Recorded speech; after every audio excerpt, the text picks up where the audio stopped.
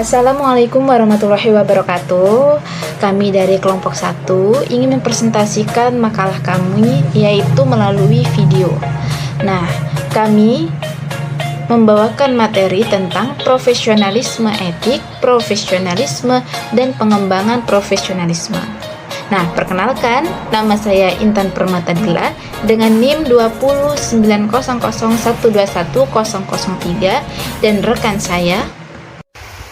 Hai, perkenalkan saya Dewi Adelia dengan NIM 20900121025.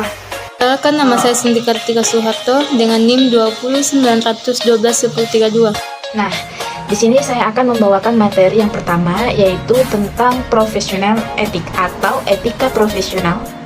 Etika profesional adalah menunjukkan kepada dua hal. Yang pertama, orang yang menyandang suatu profesi, jika orang tersebut benar-benar ahli, maka disebut orang profesional. Kedua, penampilan seorang dalam melakukan pekerjaan yang sesuai dengan profesinya. Seorang profesional harus mampu menguasai ilmu pengetahuan secara mendalam, mampu melakukan kreativitas dan inovasi atas bidang yang digelutinya, serta harus selalu berpikir positif dengan menjunjung tinggi etika profesi. Dalam mencapai sukses dalam bekerja, seorang harus mampu bersikap profesionalisme. Etika profesional atau biasa disebut profesional etik harus lebih dari sekedar prinsip-prinsip moral.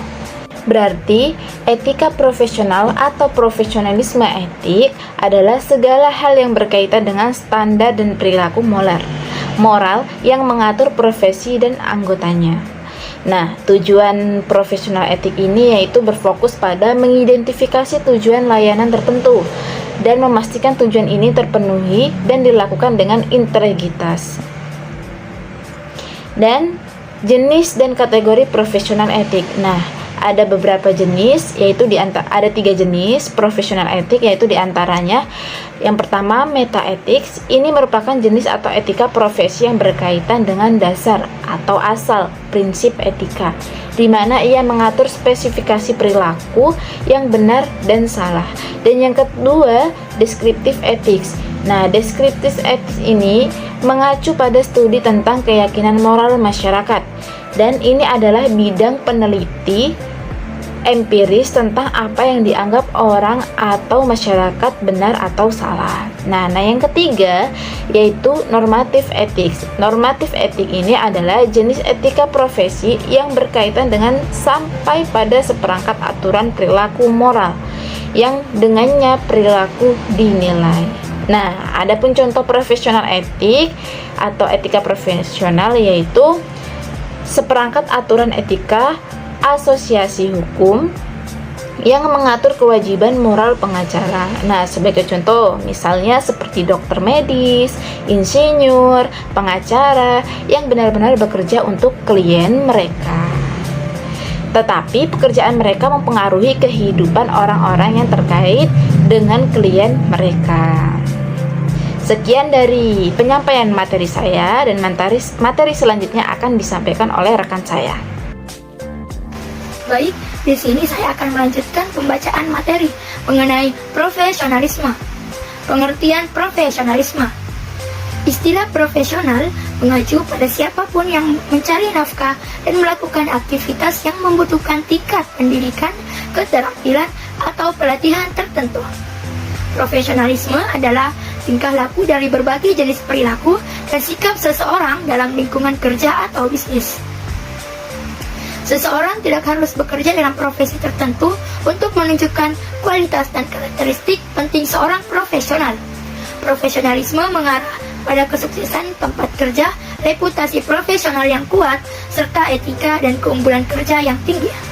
Ada beberapa definisi dari para ahli tentang pengertian profesionalisme, di antaranya pemuji. Profesionalisme adalah lapangan kerja tertentu yang diduduki oleh orang-orang yang memiliki kemampuan tertentu pula. Yang kedua oleh Corten dan Alfonso. Arti profesionalisme adalah sebagai kecocokan antara kemampuan yang dimiliki oleh birokrasi dengan kemampuan tugas. Yang ketiga oleh Langman.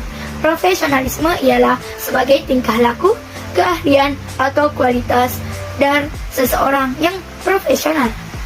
Jenis profesionalisme. Sikap profesionalisme harus dimiliki oleh semua orang yang bekerja, terutama orang-orang yang profesional.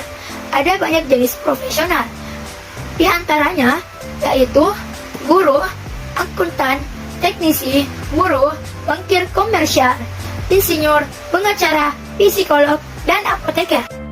Adapun tujuan profesionalisme. Profesionalisme mencangkup perilaku dan penampilan fisik staf. Dan terbukti dari cara mereka berperilaku, ini terlihat jelas dari berbagai bidang seperti komunikasi verbal dan seberapa baik karyawan mematuhi kebijakan perusahaan.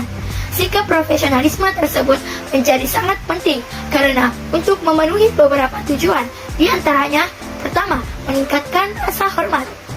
Lingkungan profesionalisme membangun rasa hormat tidak hanya kepada tokoh berwibawa, tetapi juga pada klien dan rekan kerja. Yang kedua, mengembangkan reputasi bisnis. Sebuah perusahaan yang dikenal dengan reputasi positif dan profesionalisme adalah perusahaan yang akan bertahan dalam ujian waktu. Yang ketiga, meminimalkan konflik. Dalam lingkungan sosial dalam berbisnis profesional, profesionalisme menumbuhkan budaya saling menghormati dan menyelesaikan masalah kecil dengan pendekatan yang efisien dan penuh hormat. Itulah materi yang saya bawakan. Selanjutnya saya serahkan kepada pemateri ketiga. Di sini saya akan melanjutkan materi ketiga, yaitu perkembangan profesionalisme. Pengembangan profesionalisme adalah proses berkelanjutan yang dilakukan sepanjang masa karir individu. Proses pengembangan tidak mungkin dilakukan sekali pada waktu awal karir, namun harus terus dilakukan secara kontinu. Strategi dalam pengembangan profesionalisme dapat dirumuskan ke dalam beberapa bagian, yaitu yang pertama, upaya-upaya profesionalisme yang dilakukan seseorang secara pribadi agar mereka dapat meningkatkan kualitas keprofesionalan dengan atau tanpa bantuan pihak lain. Dengan kata lain, dapat dikatakan sebagai pelatihan mandiri. Yang kedua, pengembangan dilakukan oleh manajemen lembaga melalui berbagai kebijakan manajerial yang dilakukan. Sekian dari saya. Wassalamualaikum warahmatullahi wabarakatuh.